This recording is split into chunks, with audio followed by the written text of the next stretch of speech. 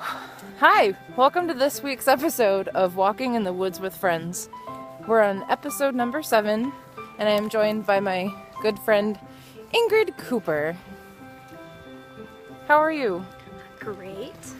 So today Ingrid and I are on the South County Bike Trail, starting from the train station in West Kingston, just near the URI campus in Kingston, Rhode Island. So one of the cool things about the bike path that we're on, like many bike paths in New England, this was actually built on an old railroad. This was built on the Narragansett Pier Railroad that was used to ship material from the train down to Narragansett. And is that the Hazard people? Yeah, by the Hazards. The Hazard family built it, and they were the family that was responsible for forming Peacedale, which is where some of the shipments would go to as well, to and from Peacedale to Narragansett, which is up here on the path. Narragansett. And Peacedale too. On the map, it looks like it ended in Narragansett, but then it talked about it went all the way to a rail train. One of the things that I think is really neat about having a bike path, you can see behind us, it's a pretty just straight shot, and it's very flat, and it's easy. You can walk with your eyes closed. I'm not tripping over any rocks right now. I'm also not tripping over any roots. It's so easy to walk on.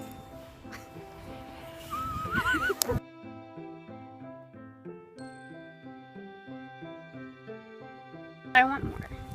Or go ahead. Can I eat these? I don't know. Are they currants? They look pretty currant to me. Ayo. Getting to know you, getting to know you, getting to know all about you. Who are you? I'm Ingrid. What do you like to do? Walk in the woods. And tell me some other hobbies too. Anything underwater. Like scuba diving. Yay! So, Ingrid, you like outside? Outside's the best. And what's your favorite thing to do outside? Walk in the woods with friends. Nah, what else? For real? For real, outside? Yeah, like what's your favorite thing to do? Scuba. Yeah? This is my friend Ingrid. She is also a mermaid. It's true. Mm-hmm. Only part-time. Ingrid, what's your favorite band? I don't know. I'm gonna think about it. Ingrid, what's your favorite animal? Sharks! What kind of sharks do you like the most? Do you have a favorite shark? I do. I like the hammerheads. Is it because it's the best tool? Yeah. Like a hammer? But with some eyes and sharp teeth. What's for the oldness of sharks? In the megalodon. Yeah. That's the shark that's the really big mouth. Yeah, the big mouth. Yeah. It had a big mouth, but it was also just big everywhere.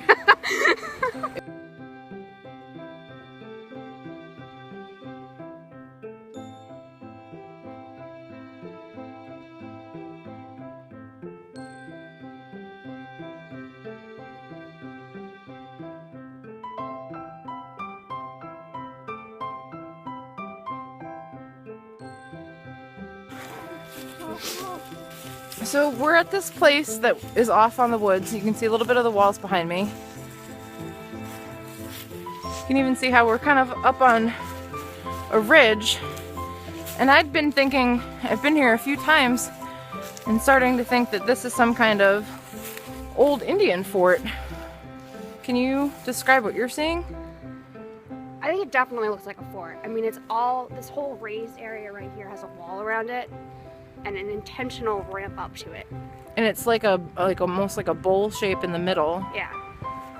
Does it go all the way around? So this part looks like almost like an entrance ramp. It's really, really hard to tell unless you're here in person. And this is looking up onto the ridgeway we just came from. and looking up onto the ridgeway, going away from the way we just came from. We were just saying that there's no way that this is the same type of stone wall that colonial farmers would construct. Those were mostly whoever built the old colonial stone walls were very intentional, flat rocks on top of one another. It's just not the same. Much more primitive than, yep. I mean, it's not like, structurally sound. Yeah. I guess it's a more modern one. I mean, it could be Native American, but maybe it's Nordic or something. This is amazing. Look at how they built it up in certain places. Or maybe it just crumbled down. I don't know, you can That's see really holes neat. like right through it. Think of how long it's been standing there like that. Yeah. Balanced on top of each other. Whoa! Isn't that easy? Oh. And these rocks are huge. These rocks are really big.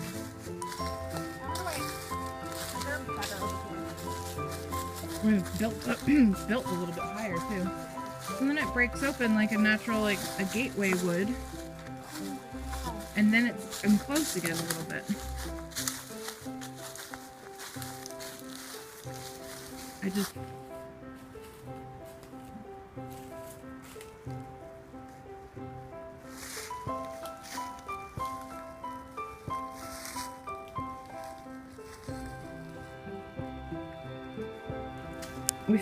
We found some cool stuff kind of sticking out of the ground. That's the piece that Ingrid has.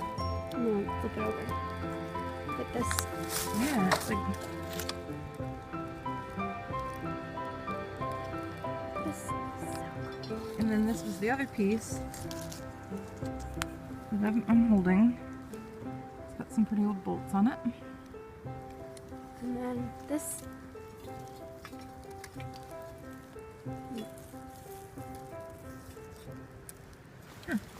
So we have found out a lot about this property that we thought was an ancient Indian fort. It turns out, I think it's the Tefft Historical Park, 500-acre parcel of land that was owned by the Tefft family.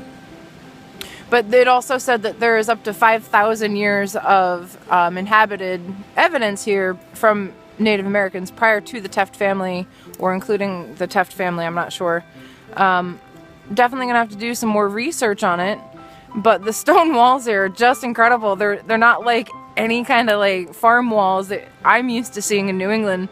They're really big rocks that are just kind of laid on top of one another, as opposed to the flat rocks that look a little bit more intentional for the stone walls in New England that, like I said, that we're used to seeing.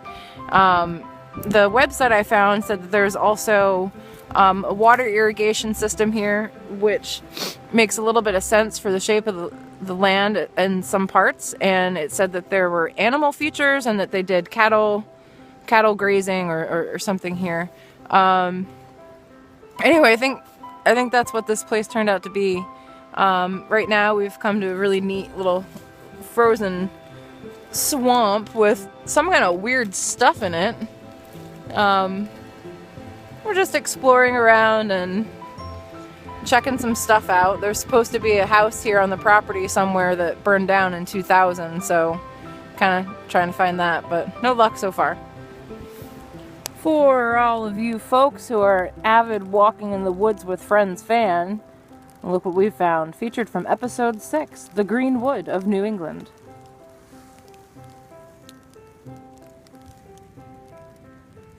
It has started to rain a little bit, but walking our way back out, we found this really cool sap. I thought it was some kind of fungal mold.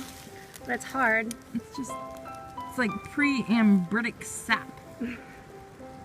Oh my. What was that? A tree just broke somewhere. It smells like really good pine. It does? Yeah, it does. That's good. So we're into like this parts of the woods, making our way back a little bit. Not really worried about the rain, but Not bad yet. Now it's picking up a little bit.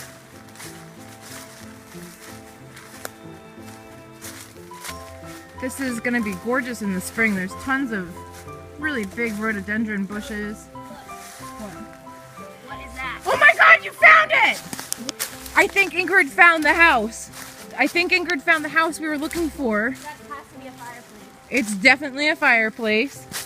It's definitely an old chimney. Yep, definitely. Yeah. Definitely. So,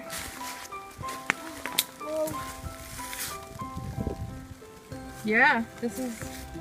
Is it open on that side? No, there's no actual fireplace. Did they seal it back up? Well, it's hollow in the middle, so it's gotta be a fireplace. I mean- oh, look down there, maybe. Wait, what's under there? Are we... What's in there? How high up are we? There's no... It's like a plastic bottle. How could there be a chimney without a fireplace? Again, for all you avid Walking in the Woods watchers, you may remember on an episode with Stephanie we were talking about geocaching.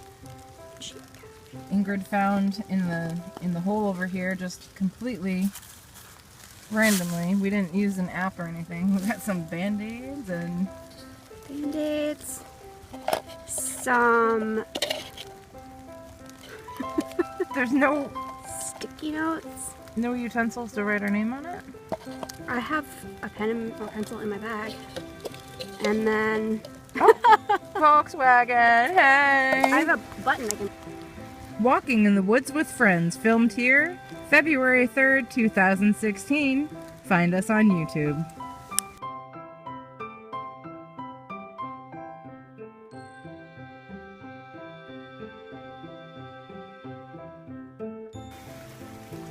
So we're just about at the end of our day. It has gotten pretty wet out there, and we're kind of soaked. Yep. But I just wanted to say thanks, Ingrid, for coming on this week's episode of Walking in the Wet Woods with Friends. Yay.